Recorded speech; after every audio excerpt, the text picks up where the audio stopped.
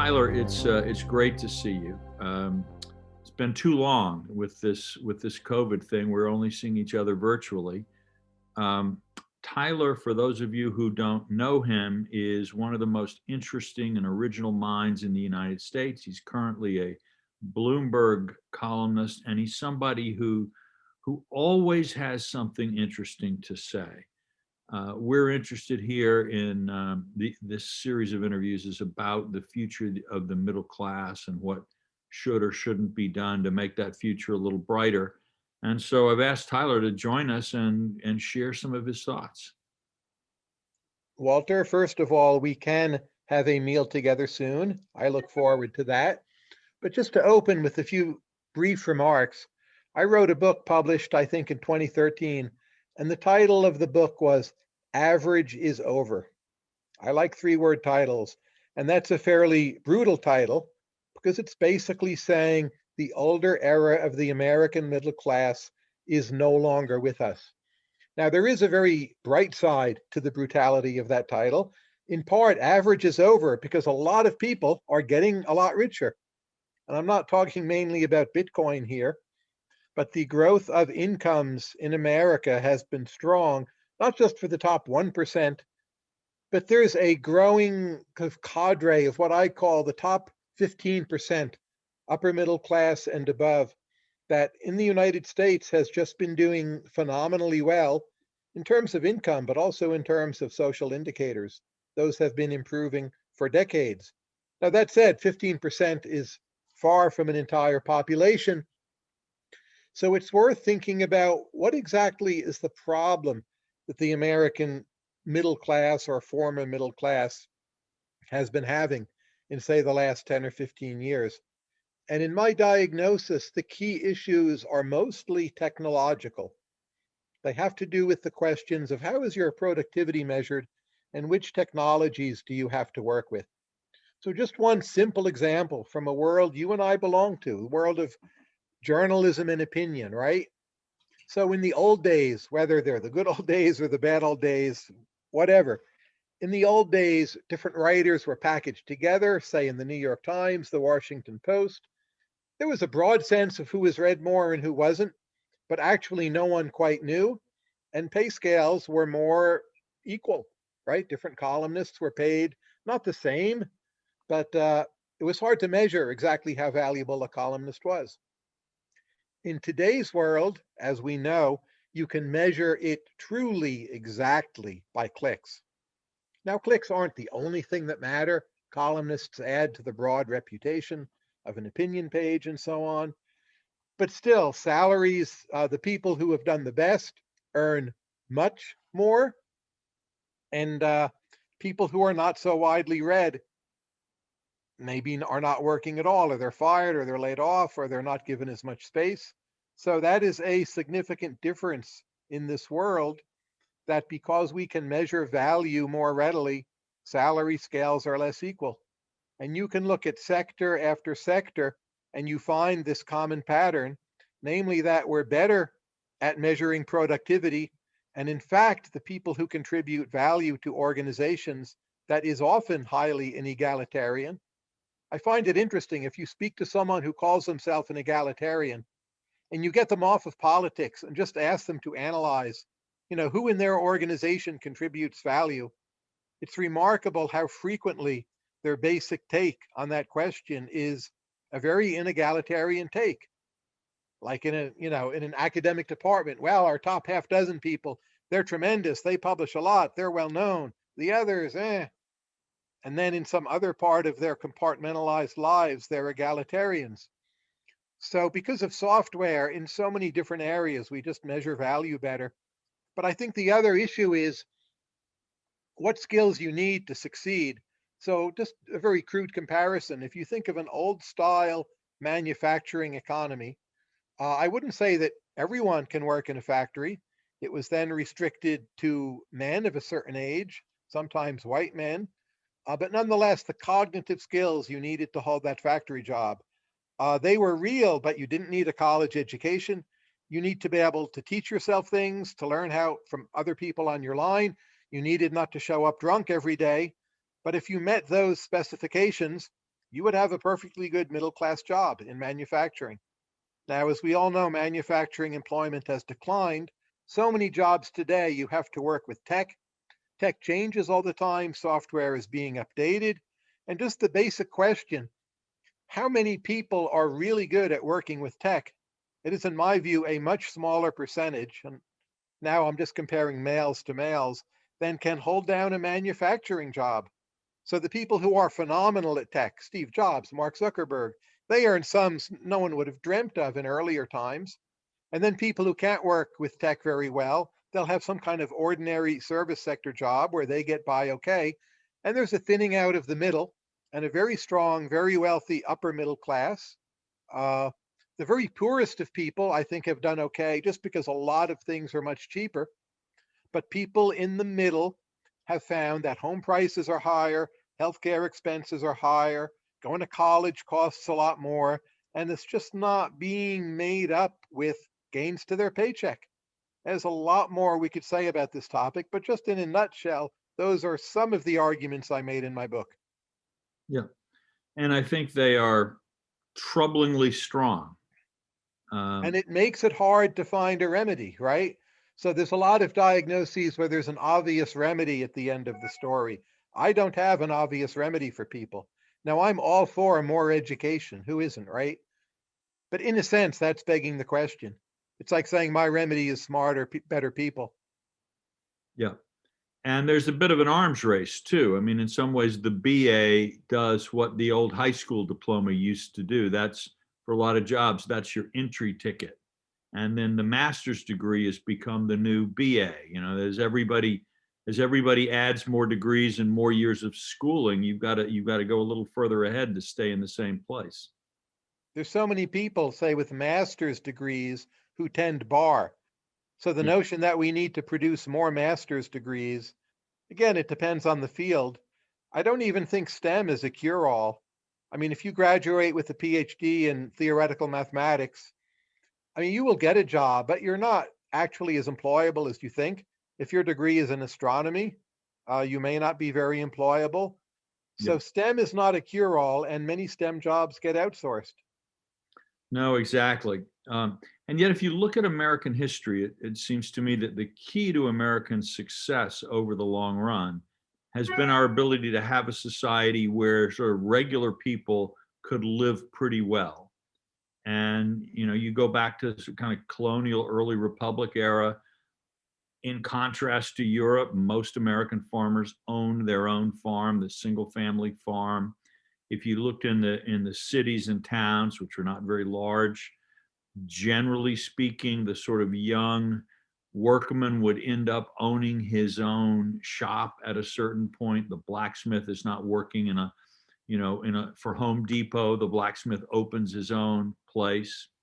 And so you had a kind of, that was not just an economic ideal of equality, it was a Republican ideal of citizenship.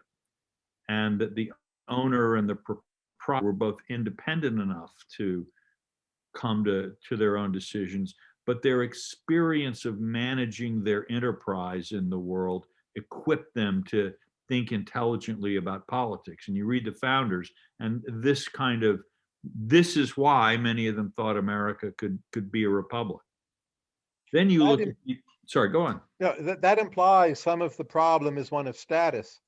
Because if you, say, visit a region of the hollowed out former middle class today, say you go to the poorer parts of West Virginia, people there still live much, much better than did 18th century farmers, but they may not have the same morale.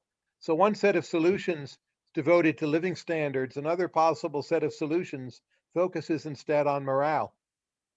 Well, I think, morale, I would say, is, I'm not sure if that's quite the right word for ownership. That you're taking decisions, you're participating, you're not feeling good about you. I mean, you may feel good about yourself as a result, but if you don't own, if you're a renter and there's a proposal up, okay, we want every public school in the city to have a marching band and music lessons. you're a renter, you think, well, that sounds really good. They shouldn't keep the kids from doing that. If you own your home, you'll think, yeah, actually, that does sound really good. The kids should do that. My home, my taxes are already kind of high. Is this worth it to me? But also, are they managing the budget well?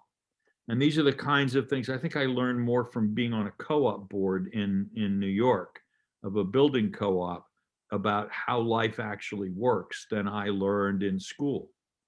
And that is a school for republicanism, if you see what I mean.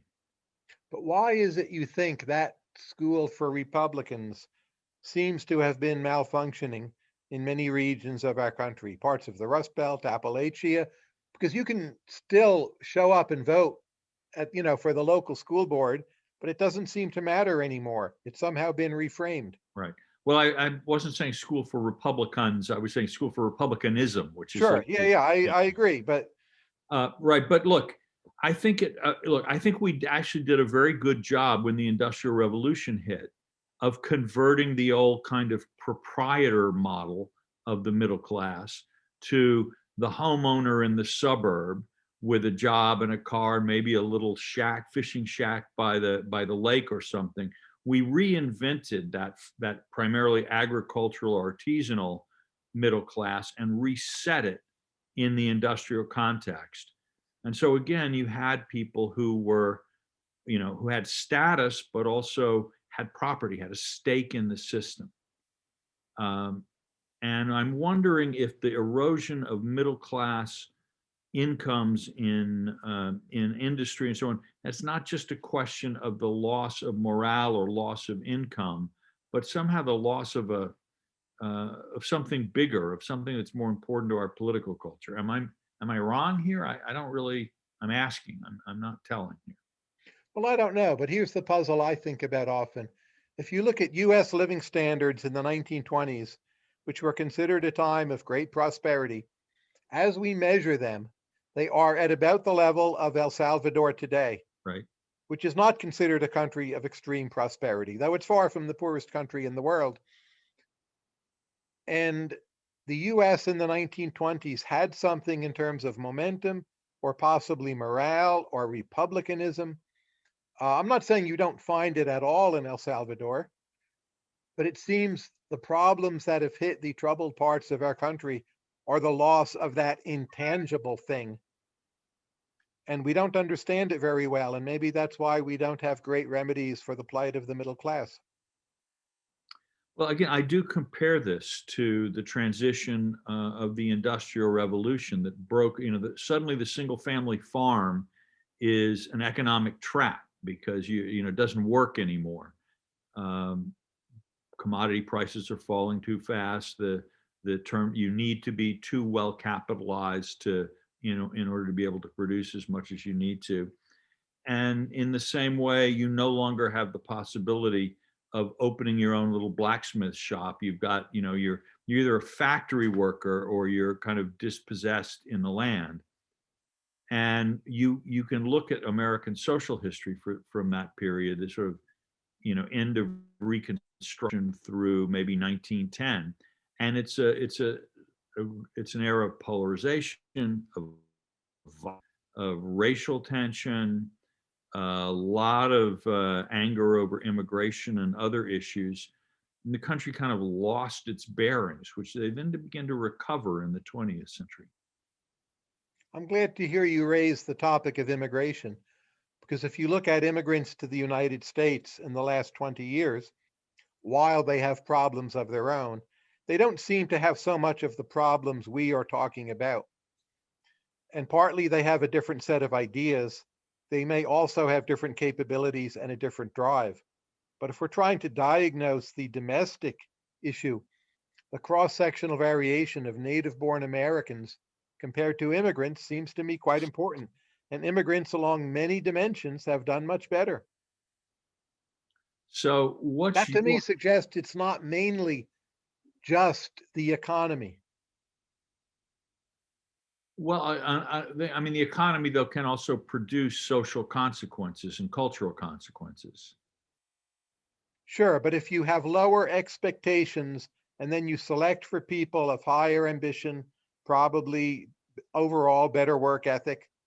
Uh, I'm not sure what the selection pressures are for intelligence, but I don't think that's the most important question here anyway. Uh, it could be that immigrants are saving American culture, which is the opposite of the story parts of the right wing used to tell. Right. Well, I think, look, I mean, historically, immigrants have always been this kind, boosted American creativity and dynamism in all kinds of ways.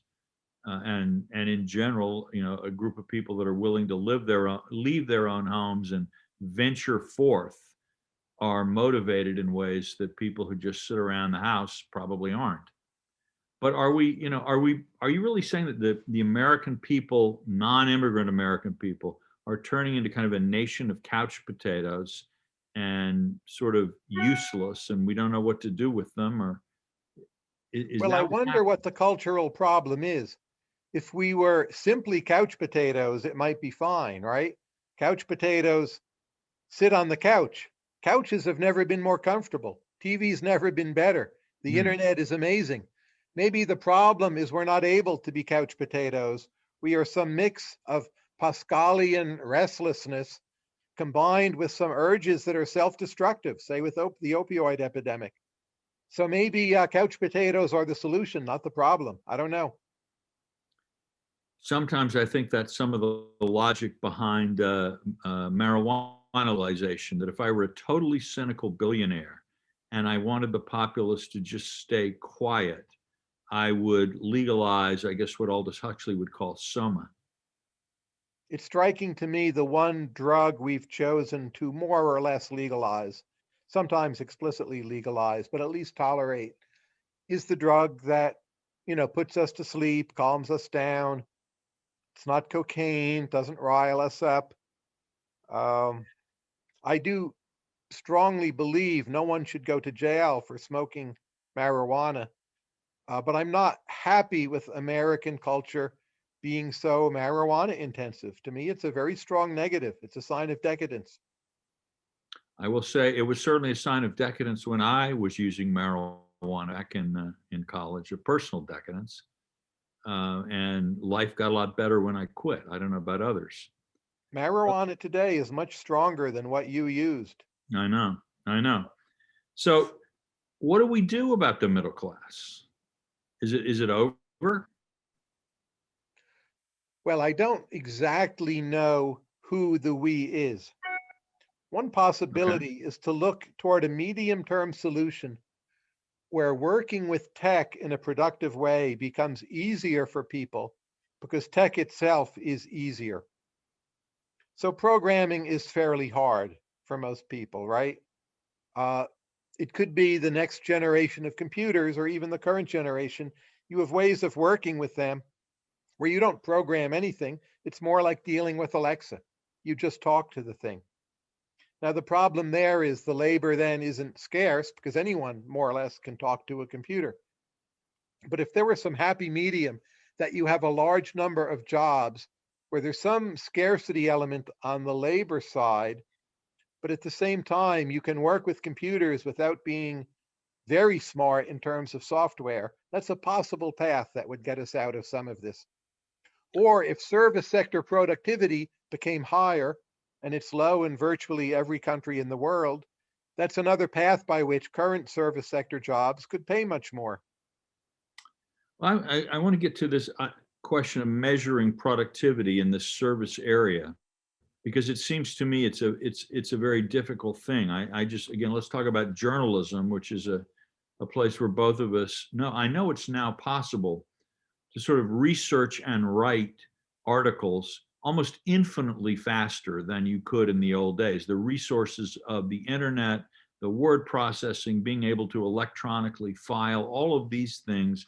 And then you add how much cheaper it is to publish something on the web than to have these huge, elaborate printing and distribution networks. It's extraordinary. But one of the things that's happened is that the falling costs of all of that now have so increased the supply of material out there that there's very little money in the field anymore. And an article, I don't, an opinion article is, in a sense, worth less on the market than it was 30 years ago. I'm not sure if that's true. Okay. I'm quite sure the median article is worth less, but the total, I suspect, is worth more. So if you're writing for the New York Times, the whole world can read you, indeed is reading you. You can give a talk on Zoom to an audience in South Korea and be paid for it. You can do an online class with Masterclass, a new company where you teach journalism or economics, whatever. I don't know what they're paying people, but there's so many income sources. So the income flow is redistributed, and some of it is in these auxiliary products. But I would think there's a lot more money being thrown at it. It's just become a superstars market. Well, I think that's true, but most of the content is not produced by superstars. Correct. So that the average article or the median article price may have gone way down, value may have gone way down. So somebody is producing what in non-monetary terms is more quantity and actually better quality in the sense that it draws on a wider range of sources and so on. But the deflation has been so great that you don't measure. There's no productivity, no way of measuring and enhanced productivity there. Maybe you're competing to be one of the superstars, or you just enjoy doing it. I think a hidden feature of the modern world or the contemporary world is just asking the question, is work becoming more fun or less fun? It's a very difficult question to answer. I suspect on the whole, it's becoming more fun. And it could be we're just generating more people who enjoy what they're doing, or they're better matched to a set of interests. They're better matched to their friends who maybe they've met over the internet. And maybe the new progress is not to rebuild the middle class, but for being lower middle class to be more fun and accompanied by higher human capital. That's another vision of what the future of economic growth looks like. Well, it certainly doesn't seem to me that most people, we're talking about America now, not another, America, yeah. yeah, but that most people are, that I think we've done a pretty good job of reducing what you could call goods poverty.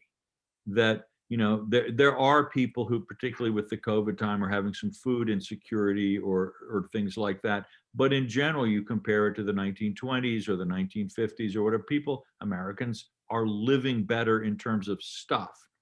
Access to services, as you said, that's where a lot of the prices are going up, the cost of going to college, the cost of healthcare. There's service poverty.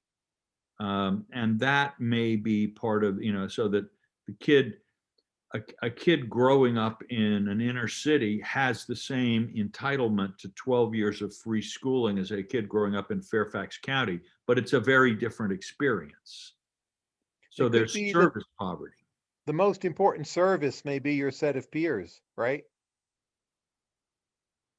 Well, that So would if you be, had a so-so income and you faced oppressive prices for healthcare and education, but you still had excellent peers who would shape your life habits and you would stay in reasonably good personal health and learn a lot from your peers, it could be that's the fundamental problem, that good peers are pretty scarce and we're which is a stretching them thin. non-economic problem, you're saying, Sorry? which is a non-economic problem. Well, it has an economic angle, but it's not a directly economic Right. problem. So I'm maybe kind of, the biggest problem with poor people is that you have to hang out with other people who have the same problems you might have. yeah. I'm hearing a lot of pushback from you on the idea that, that actually the economy is the source of a lot of our social problems, or even maybe any of our important social problems. I think it is a source, but although I am an economist, I tend to think more in terms of culture and worldviews and how people frame their situations, who their peers are, what are the lessons they received from their parents, and those interact with economics. Uh, but again, if you look at per capita income in West Virginia, it's about the same as France, right? Yep. But West Virginia and France are very different places. So I've noticed. I'm not saying West Virginia is in every way worse by any means. I think it's quite a complex comparison, but they have about the same level of measured per capita income. And it's not that West Virginia is so full of mega billionaires that it's all about the inequality, right? Right. No, I imagine it's probably one of our more equal states. I haven't looked It's at it. also one of our more integrated states racially. Hmm. What about race? The black middle class is in a somewhat more precarious place than the white middle class. How would you, again, are there economic problems here, or what should we be looking at if we're thinking of trying to strengthen the black middle class? I think the year and a half of the economy right before the pandemic was really very good for the black middle class Hmm. in a way that it had not been for quite a long time. And we would like to get back to that state of affairs. I actually think the default assumption is that we will in less than a year with the circulation of vaccines, falling case numbers for COVID. So, those underlying preconditions, I don't think we have wrecked them. There's been an imposition of fairly high mortality rates on Black communities in the meantime, which is tragic. But once things so called snap back to normal, I actually think we can resume where we were. I don't know how long of a run it will have, but we were seeing broad based income gains for the first time in a long time, really very recently, as you know. Yeah, yeah, yeah, yeah, yeah. No, it's right. It's hard to tell now whether that was the flash in the pan or whether COVID is the flash in the pan in that sense. Was that just sort of at the end of a long economic expansion, we finally get to a few golden years, but if it hadn't been COVID, it might have been something else that knocked us off. Or are we entering a fairly prolonged period of better growth in that way? No one knows, but my inclination is to think the pre-COVID trends were real and they will continue and be back up and running again in less than a year, well under a year. So do you see long-term consequences from the pandemic? I see some very important long-term consequences. The Zoom interview, which we are doing, we would not have done before the pandemic, but everyone can be vaccinated and healthy. And I think we'll still be doing this in 3 years' time. Like, why not? Yeah, people who do these panel discussions a lot know that the worst thing is unless it's in a really nice place like Venice or Rome, the worst part of a panel is getting to the panel. And back home, yes. Yeah, So there'll be a lot more interactions, and work from home, as we've been doing it, will remain, not in the extreme form we've had, but just the number of people who will go into the office 2 days a week rather than five, and maybe live a bit further out, cheaper real estate. It will be a major solution to our housing problem for large numbers of Americans. I think it's an underappreciated gain. So rather than living in Manhattan and showing up every day, which is very costly, the schools are a problem. You would live in New Jersey. Yes, it might be a 2 hour commute, but you don't do it all the time. that's right.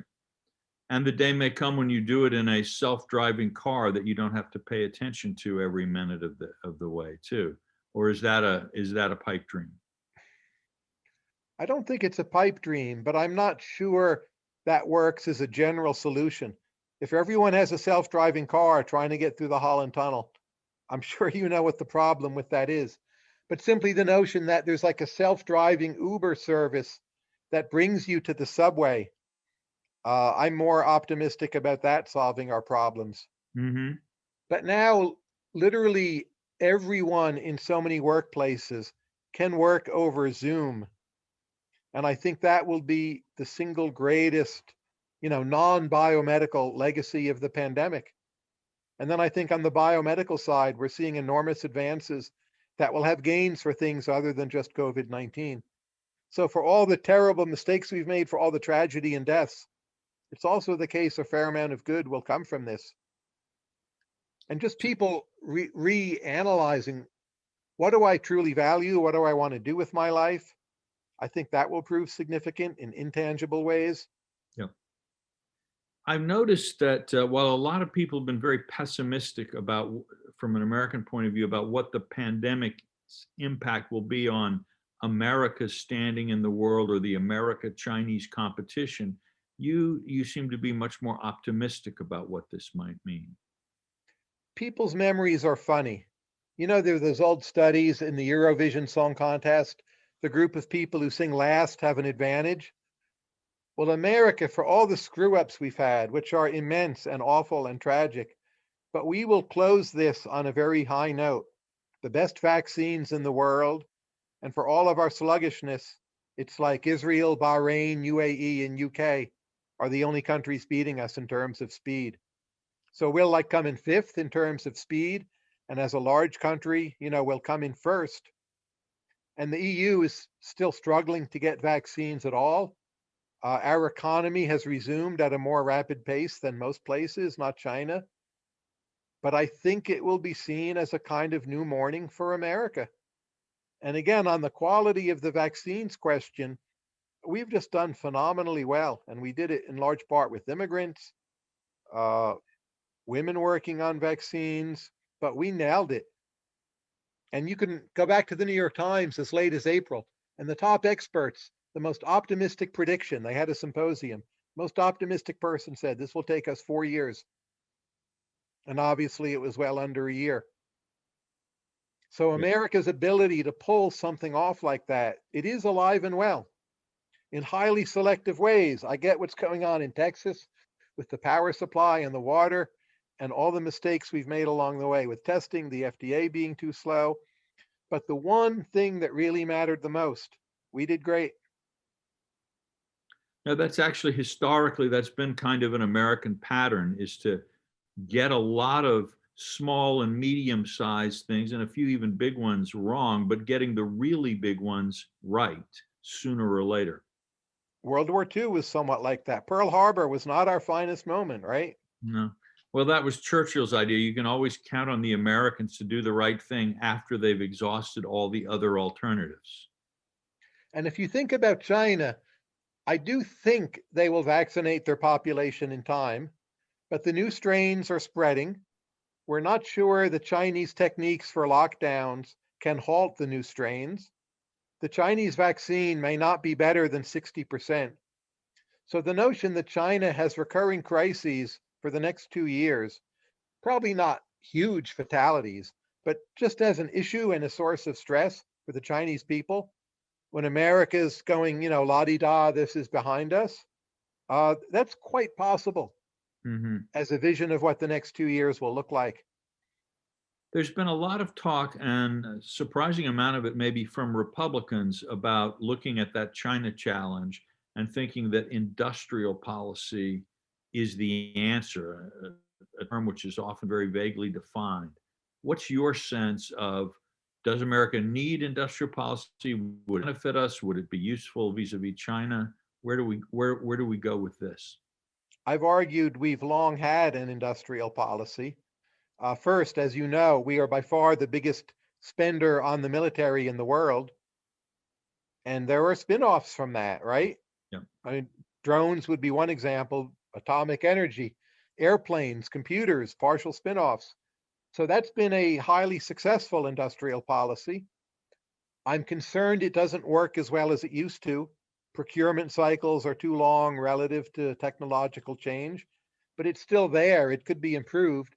Our other industrial policy we mostly do through the states, and that is public sector education, which is, I would say, the best public sector education in the world, and just pretty generous subsidies to the private schools like Harvard and MIT and Johns Hopkins and so on. And that's helped us also on the biomedical front. It's made us a biomedical leader. And the NIH, I wouldn't call it industrial policy, but biomedical being like the new industrial thing, it is a form of industrial like policy. So we have plenty of industrial policies. I would focus on improving those before going some kind of ore and cash route that we need to pull some like new thing down from the sky and give everyone a subsidy and tariff. We have industrial policy. It's been failing us at times. Let's make those institutions work better again. Hmm. Well, I suppose some people maybe particularly think of industrial policy in the hopes that somehow out there's a new manufacturing age, with lots of stable, long-term, well-paid employment. for people who are not necessarily tech whizzes. Do you think that's realistic? Look, tech manufacturing jobs have declined much more because of tech and automation than because of China and globalization. Mhm, So mhm. if you forestall globalization and try to keep those wages up, you're just accelerating automation. You might get some modest gains for a small number of years, but it's not a solution. Like the solution is found in systems and institutions of excellence in new areas. We certainly have that with Silicon Valley. We certainly still have it in the biomedical arena. Let's do more of that stuff, I say. Mhm, mhm. And do you see are you worried that the kind of push for industrial policy is going to lock in a lot of inefficiencies or inappropriate subsidies, or do you think we're not really at that point? I don't think we're at that point. I think that Warren Cass style push will just increase costs and bring us few, if any, benefits. But in the broader scheme of things, compared to total GDP, I'm just not that worried about it. It'll be a lot of huffing and puffing, and maybe we'll feel better about ourselves, but it's not going to reverse or undo the major trends Mhm. one way or the other. So we can afford that kind of ongoing mistake, and we probably will. After 4 years of Trump, how would you assess the economic impact of Trump on the United States? Well, it's always hard to know what is Trump and what is the result of features surrounding Trump that are correlated with Trump. Uh, the economy did quite well under Trump until COVID. I would say most of that is momentum from the past, but you can genuinely give Trump credit for not wrecking that momentum. The tax cut, everyone has their favorite claim they want to make about it. I would say the answer is not yet in. Mhm. And in 2 years from now, we still won't know. We'll know at some point. I'm not convinced it really worked, but it may work out that way. Best knowledge before the tax cut was that the tax cut would be a good idea. Even Obama wanted to cut the corporate rate to 28%. Yep. I would say let's be agnostic. Now, the response to COVID could have been much, much better with testing, just having a coherent plan, Trump behaving responsibly, putting on a mask, and so on and so on. But Trump did get right Operation Warp Speed, which was the single biggest thing. So a highly mixed record on the economy, I would say. Looking at the Biden team, what do you think their impact is likely to be? I think they will regulate the US economy far too much, starting with tech and finance, but really in every area. Those will be some of the trophies they bring back, to the left wing constituencies who need to be appeased. Biden himself not being sharply left enough in style to do it on his own. So to me, that will be a big negative. But I do think there are a lot of sane people in there who think electorally, and they don't want the Democratic Party to be wrecked again electorally. And I'm not sure they're just going to go crazy. But look, I agree with Larry Summers that $1.9 trillion for the stimulus bill is far too much. Keynesian Olivier Blanchard of MIT says the same. So they're making a lot of mistakes. Are you worried about inflation coming back? Not so much. I mean, like myself, you're of an age that you've lived through much higher rates of inflation, accompanied at times with higher rates of economic growth. That said, I think the burst of inflation we will see this year will be temporary and not permanent, and some of it will show up in the form of just queues and unavailability. So, like in our house, we recently bought a generator because we're at home more, right? If the power goes out, we need a backup. It took us 6 months to get that delivered. I Hmm. don't think they raised the price, but that's a form of inflation. It doesn't show up in the numbers. I think things like trips to Disneyland, your favorite three-star restaurant in Manhattan, all those things at some point are going to be unusually hard to get Hmm. because Hmm. everyone will want them because they haven't been having them. But again, Now, that's not permanent.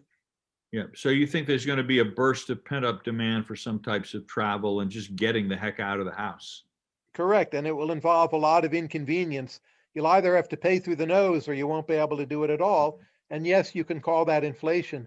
but it won't be like the late 1970s where year after year you have these high rates of price inflation wrecking the economy. There's just no reason to expect that. Right. What do you think the impact of the pandemic is going to be on city business districts? With only two people coming in twice a week for work, that's going to hit a lot of restaurants, a lot of service businesses, and a lot of real estate valuations, right? I think it depends a great deal on the particular city. So, in my view, the two biggest losers by far are the cities of San Francisco and New York, which are highly significant cities, right? For precisely the reasons you mentioned. Plus, Manhattan in particular is dependent on the elevator in its skyscrapers. Hmm. And if you imagine 60% of us vaccinated, I still think people will feel queasy about getting into those skyscraper elevators with 10 people in it each time, every trip up. Mm. That will not go away as quickly as we get vaccinated, that queasy feeling. But that said, if you look at Nashville, you look at Atlanta, most other cities, they are already mostly back to normal. So it's not even an open question. What will they be? They're already it now. They're mostly doing fine. But my goodness, Manhattan and San Francisco, I fear for those places, for their tax revenues, for their law enforcement, for their garbage collection, school reopenings. I think they both have enormous problems that will accumulate and lead for some of their highest contributing taxpayers to leave those cities forever.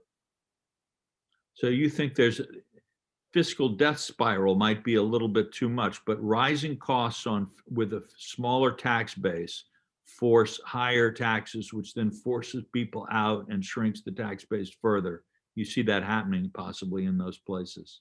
In New York, in particular, it will end up a younger city, in some ways more fun and more dynamic, more like the Berlin of 15 years ago, Hmm. but much poorer. It will stink more, have higher crime. And the sense you had like 2 years ago, like, oh, like any person from the Midwest could live here. I Right. think that will be history, and it will be unpleasant in the way it was throughout much of the 90s. Now, San Francisco is very different. San Francisco, population's down 20%, not the case for New York City. Rents are down 30%. Hmm. It's a small city numerically. I just think it will take a big hit, and it's just not going to come back, period. I think the Bay Area will do great. People leaving San Francisco overall on net will just spill over into other parts of the Bay Area, including, I might add, South San Francisco, which is a Mhm. legally separate tax base. So Northern California as a whole, I see is on track. But just like city limits in San Fran, my goodness, the school district renaming all those schools, that's such bad publicity. I think they've blown it forever. Wow. Wow. But again, I'm still an optimist about the area. But why would you want to live inside that city? You tell me. Yeah, no, I see the point. I see the point. So small cities have been doing great. The ability to only go into work twice a week means a lot of people can buy real estate further out from the city where they get a better deal, reduces some of the geographic inequality, makes raises quality of life. Yeah, some There, will live in Puerto Rico and Florida yeah. and Texas once it gets its power back. Already the case. Big gains. So do you see any real downsides? Well, the number of Pandemic. people who have died and who have long COVID is a massive downside. And for any one death, the number of accompanying lives disrupted, Yeah, yeah. psychological scarring, plans disrupted. I mean, that's a big deal past the lives themselves that were lost. And, the upside is next time around, we'll be better prepared. mRNA vaccines and technologies and platforms are a true marvel, probably more powerful than most people realize at the moment. But the costs have just been terrible. And the mental health costs on everyone. I've Yeah. seen so many people, productive people, who have stopped producing, become more anxious, quality of their work has declined. Not everyone, but I think it's like 30, 40% of our workforce is much worse off, apart from any illness. And I don't know when they'll get back their mojo. Hmm. What's the first place you want to go when travel comes back? Well, for one thing, I have not stopped traveling. I've No? done safe travel, probably Miami and then Mexico. As you know, not many other countries will have me. I'm not willing to do quarantine. Don't want to break the law. But after my second dose, I can go to Mexico. I'll be fine. Yeah. And that will be an interesting and maybe very sad experience, but I will go pretty soon. Well, I understand that some more places will be opening up channels for people who can document vaccination. So, given a broader choice of where to go, what do you miss that you haven't been to? Meeting with other smart people who are going to the same place. I hope it's you and many others. That's Well, where I hope I so. mean, I've been to 100 countries, so it's not like, gee, I've never visited Venice, or I'd love to see Zurich someday. That does not exist for me. I've been to those places like half a dozen times or more. It's like, where will people be? An interesting event, an art exhibit, something convenient, or someone is paying me to go somewhere. And in the meantime, if I have to do what would be my 31st trip to Mexico, I've already done 30. I love Mexico. One of my favorite places. I could do that the rest of my life. Maybe I will. Places won't be as open as they claim. So I know all these plans and the vaccination passport and the testing, but I'm not sure it's going to be that pleasant when you take into account like flight transfers and testing and lines Mm. and queues and bureaucracy. The notion that like I used to fly to Copenhagen on a lark, I don't know. I'm not sure I'm going to do that until it's really easy. Yeah. No, and I can see your point too. When you've been to 100 countries, it's less you only want to go if the experience is going to be a good one. And how many countries have you been to? Well, I mean, you may have the same problem. It's hard to count because Exactly. some of the places I've been to aren't countries anymore. So, do I still get to count the Soviet Union? Yes, you do. I've I'm gonna, been to East Germany, so I count yeah, that. yeah. Well, the extreme is Czechoslovakia, which can count as three. No, no, it only counts as one, I would say. Czechoslovakia, Czech Republic, and Slovakia. Okay, that if that you can count as three because they're all become separate histories and they're Exactly, different. exactly.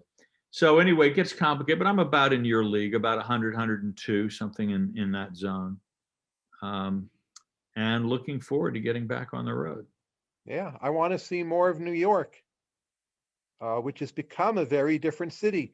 I've seen, so many decades of New York. We're now entering a new decade of New York, and Yep. that's as interesting as any place in the world. I agree. I agree. Well, listen, this has been great. It's always good to see you. I'm looking forward to having you guys over for dinner as Great. quickly as possible when all this is done. And we're both vaccinated. Let's get together soon. Good chatting with you, Walter. Take care. All right. Thank you, Tyler. Bye. Bye.